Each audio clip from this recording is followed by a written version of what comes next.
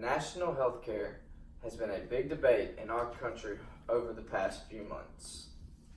60% of Americans think that national health care is needed. Well, I'm here to tell you that it is not. Hi, my name is Chet Williams, and today I will be discussing why the United States does not need national health care. Let's get into how much national health care would cost the United States. A study done by George Mason University estimates it would cost $32.6 trillion in the next year if we started national health care today. That's $3.26 million. With the national debt already being $22 trillion and only rising, America just simply can't afford this kind of insurance. And people will ask, where does this money come from? Well, it comes from your hard-earned check.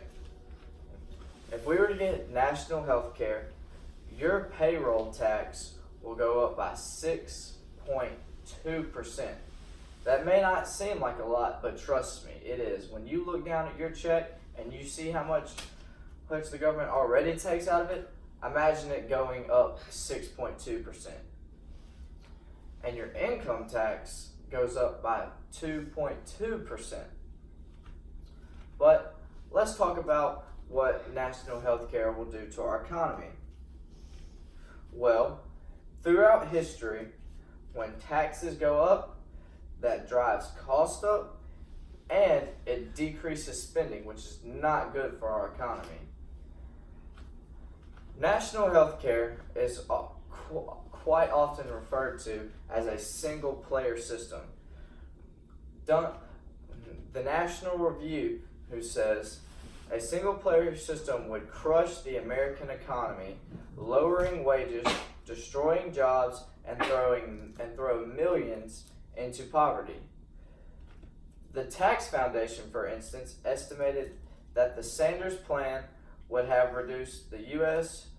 GDP by 9.5% and after-tax income for all Americans by an average of 12.8% in the long run.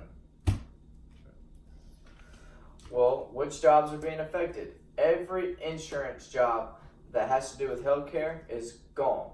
All those hard-working Americans out of a job just like that. Now let's talk about what national health care does within the hospitals. You may think that with national health care that everyone's going to be treated the same, everyone gets the same, everyone's equal, it's all great, there's no fuss. That is wrong. Let's look to our friends up north, the Canadians. Canada has a national health care system.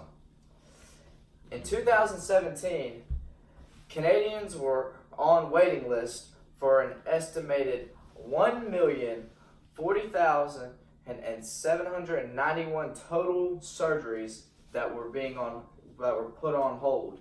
The average wait time for someone diagnosed and needed a surgery was 20 to 52 weeks. So if you needed a surgery, an urgent surgery, oh well, you just can't get it.